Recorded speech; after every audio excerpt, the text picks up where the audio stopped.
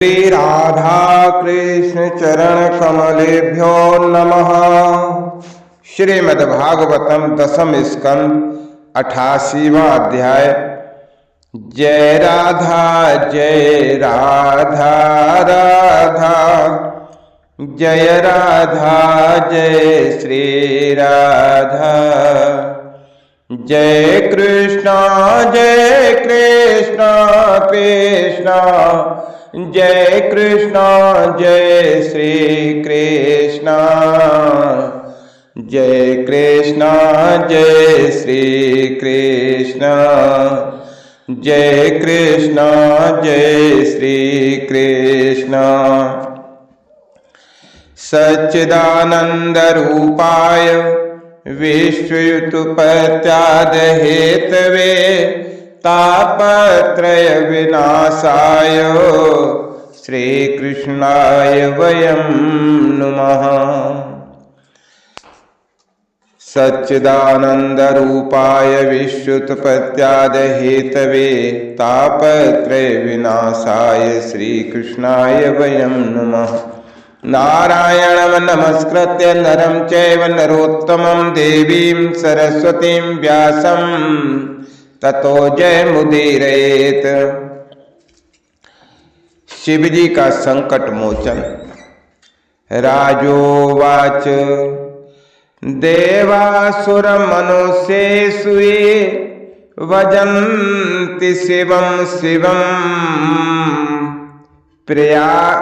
प्रायस्ते धनिनो भोजा न तु लक्ष्म्यापतिं हरिम्। राजा परीक्षित ने पूछा, भगवान शंकर ने समस्त भोगों का परित्याग कर रखा है, परंतु देखा यह जाता है कि जो देवता असुर अथवा मनुष्य उनकी उपासना करते हैं वे प्राय धनी और भोग संपन्न हो जाते हैं, और भगवान विष्णु लक्ष्मीपति हैं, परंतु उनकी उपासना करने वाले प्राय धनी और भोग संपन्न नहीं होते। एतद वेदितुमिच्छामः संदेहोऽत्र महानहीनः विरुद्धशीलयो प्रभयोर्वृद्धा भजतां गतिः। दोनों प्रभु त्याग और भोग की दृष्टि से एक दूसरे से वृद्ध स्वभाव वाले, परंतु उनके उपासकों को उनके स्वरूप के विपरीत फल मिलता है। मुझे इस विषय में बड़ा संदेह है कि त्यागी की उपासना से भोग और भोग की और लक्ष्मीपति की उपासना से त्याग कैसे मिलता है। मैं आपसे ये जानना चाहता हूं। श्री सुखदेव जी कहने लगे कि शिवासक्त युक्तः शाश्वत त्रिलिंगो गुण संवृतः। श्री सुखदेव जी कहने लगे, परीक्षित, शिव जी सदा अपनी शक्ति से युक्त रहते हैं। वे सत्व आदि गुणों से युक्त तथा अहंकार के अधिष्ठाता है। अहंकार के 3 भेद हैं, वैकारिक, तेजस और तामस। विविध अहंकार से 16 विकार, त्रिविध अहंकार से 16 विकार हुए, 10 इंद्रियां, 5 महाभूत और 1 मन। अतः सबके अधिष्ठात्र देवताओं में से किसी एक की उपासना करने पर समस्त ऐश्वर्यों की प्राप्ति हो जाती है। हरिर्हि निर्गुणः साक्षात् पुरुषा प्रकृते परः सा सर्वदृग्पुदृष्टा तम भजन निर्गुणो भवेत। परंतु परीक्षित, भगवान श्री हरि तो प्रकृति से परे हैं, स्वयं पुरुषोत्तम एवं प्राकृत गुण रहित हैं। वे सर्वज्ञ हैं तथा सबके अंतःकरणों के साक्षी हैं। जो उनका भजन करता है वो स्वयं भी गुणातीत हो जाता है। परीक्षित, जब तुम्हारे दादा धर्मराज युधिष्ठिर अश्वमेध यज्ञ कर चुके तब भगवान से विविध प्रकार के धर्मों के वर्णन सुनते समय उन्होंने भी यही प्रश्न किया था। परीक्षित, भगवान श्री कृष्ण सर्वशक्तिमान परमेश्वर हैं। मनुष्यों के कल्याण के लिए ही उन्होंने युद्धवंश में अवतार धारण किया था। राजा युधिष्ठिर का प्रश्न सुनकर और उनकी सुनने की इच्छा देखकर उन्होंने प्रसन्नता पूर्वक इस प्रकार उत्तर दिया था।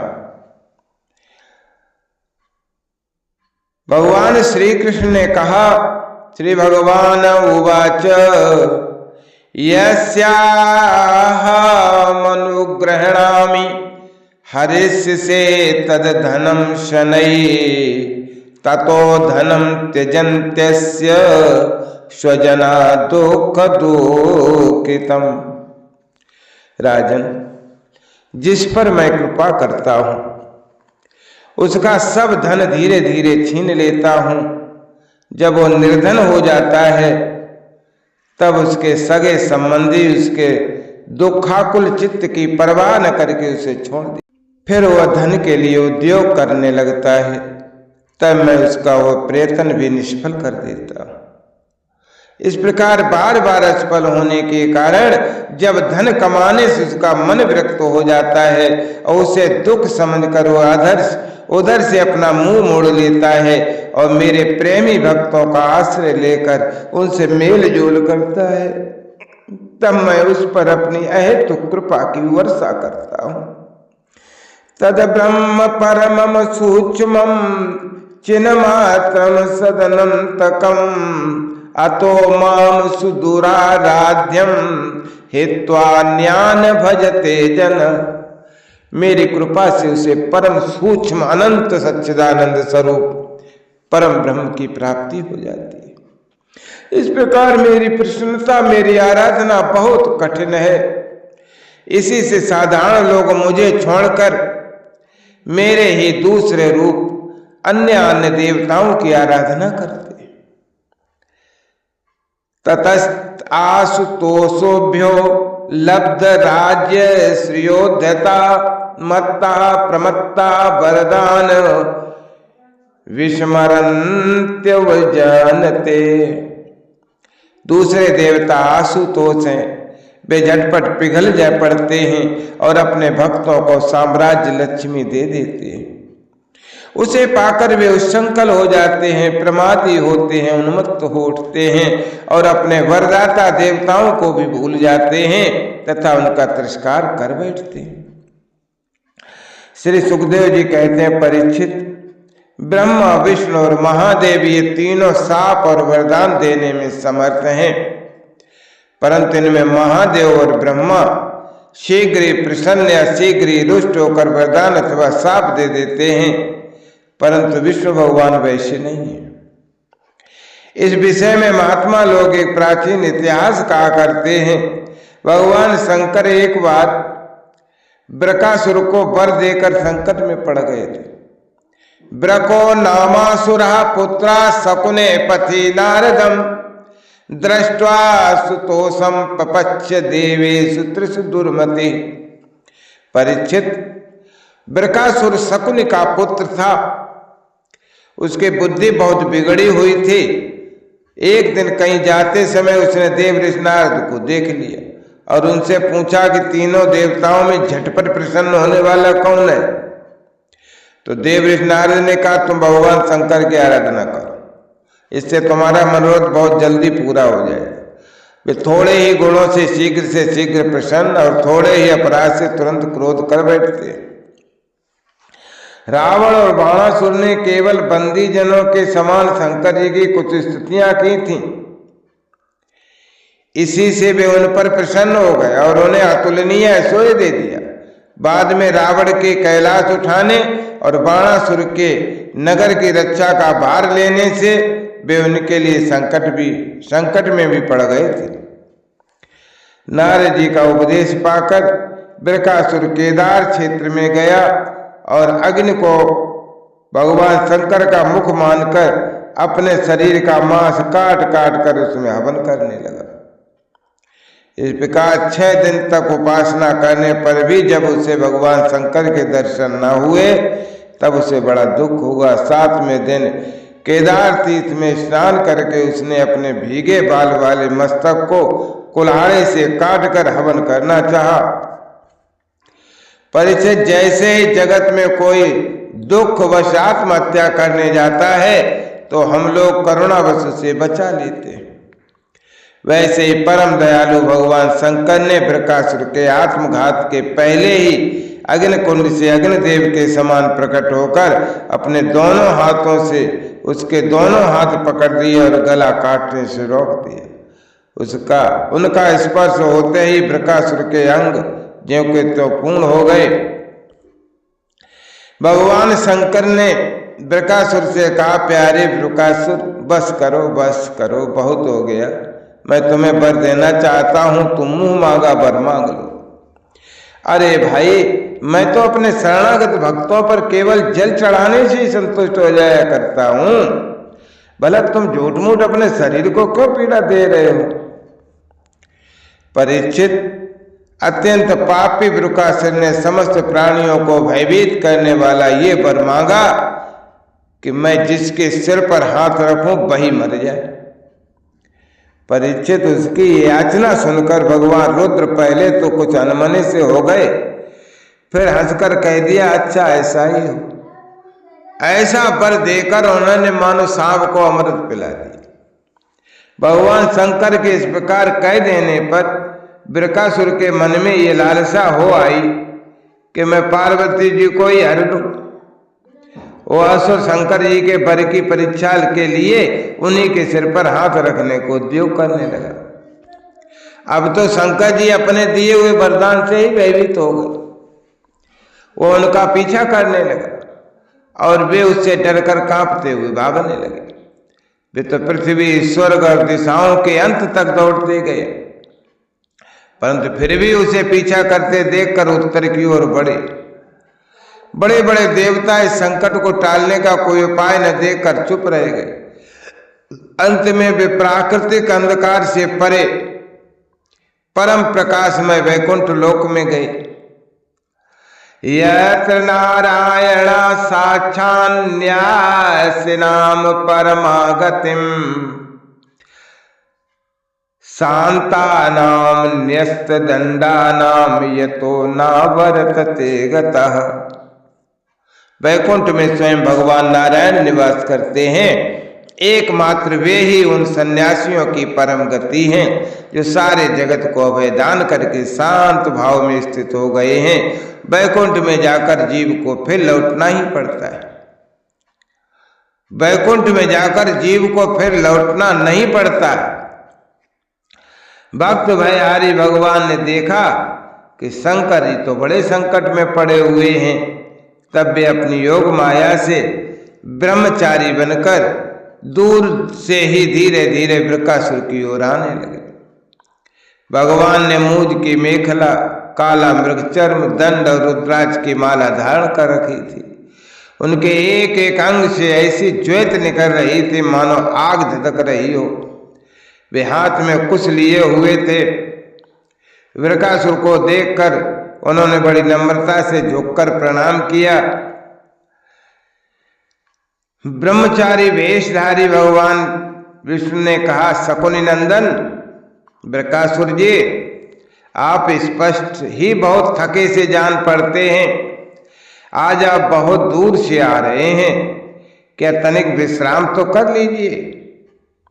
देखिए, शरीर ही सारे सुखों की जड़ है, इसी से सारी कामनाएं पूरी होती हैं। इससे अधिक कष्ट न देना चाहिए। आप तो सब प्रकार से समर्थ हैं। इस समय आप क्या करना चाहते हैं? यदि मेरे सुनने योग्य कोई बात हो तो बतलाइए, क्योंकि संसार में देखा जाता है कि लोग सहायकों के द्वारा बहुत से काम बना लिया करते हैं। सुखदेव जी कहते हैं, परीक्षित, भगवान के एक एक शब्द से अमृत बरस रहा था। उनके इस प्रकार पूछने पर पहले तो उसने तनिक ठहर कर अपनी थकावट दूर की, उसके बाद क्रम से अपनी तपस्या, वरदान प्राप्ति तथा भगवान शंकर के पीछे दौड़ने की बात उसे कह सुनाई। श्री भगवान ने कहा, अच्छा ऐसी बात है, तब तो भाई हम उसकी बात पर विश्वास नहीं करते। आप नहीं जानते हैं क्या, वो तो दक्ष प्रजापति के हिसाब से पिशाच भाव को प्राप्त हो गया है। आजकल वही प्रेतों और पिशाचों का सम्राट है। दानवराज, आप इतने बड़े होकर ऐसी छोटी छोटी बातों पर विश्वास कर लेते हैं। आप यदि अब भी उसे जगत गुरु मानते हो तो उसकी बात पर विश्वास करते हो तो झटपट अपने सिर पर हाथ रखकर परीक्षा कर लीजिए। दानव शिरोमणि, यदि किसी प्रकार शंकर की बात असत्य निकले तो असत्यवादी को मार डालिए, जिससे फिर कभी वो झूठ न बोल सके। परीक्षित, भगवान ने ऐसी मोहित करने वाली अद्भुत और मीठी बात कही कि उसकी विवेक बुद्धि जाती रही। उस दुर्बुद्धि ने भूलकर अपने ही सिर पर हाथ रख लिया। बस उसी क्षण उसका सिर फट गया और वो वहीं धरती पर गिर पड़ा, मानो उस पर बिजली गिर पड़ी हो। उस समय आकाश में देवता लोग जय जय जय जय नमो नमः साधु साधु के नारे लगाने लगे। पापी वृकासुर की मृत्यु से देवता, ऋषि, पितर और गंधर्व अत्यंत प्रसन्न होकर पुष्पों की वर्षा करने लगे और भगवान शंकर उस विकट संकट से मुक्त हो गए। अब भगवान पुरुषोत्तम ने भयमुक्त शंकर जी से कहा कि देवादिदेव, बड़े हर्ष की बात है कि इस दुष्ट को इसके पापों ने ही नष्ट कर दिया। परमेश्वर, भला ऐसा कौन प्राणी है जो महापुरुषों का अपराध करके कुशल से रह सके? फिर भी स्वयं जगत गुरु विश्वेश्वर आपका अपराध करके तो कोई सकुशल रह ही नहीं सकता है।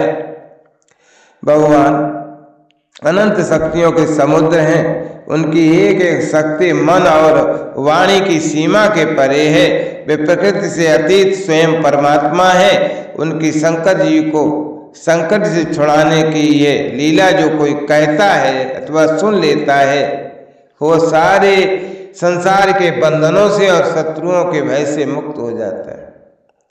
इत श्रीमद् भागवते महापुराणे पारमहंसायाम सहितायाम दशम स्कंदे उत्तरार्धे रुद्र मोक्षणम नामा अष्टाशीततमो अध्यायः। जय राधा जय राधा राधा, जय राधा जय श्री राधा। जय कृष्णा कृष्णा जय कृष्णा जय श्री कृष्णा।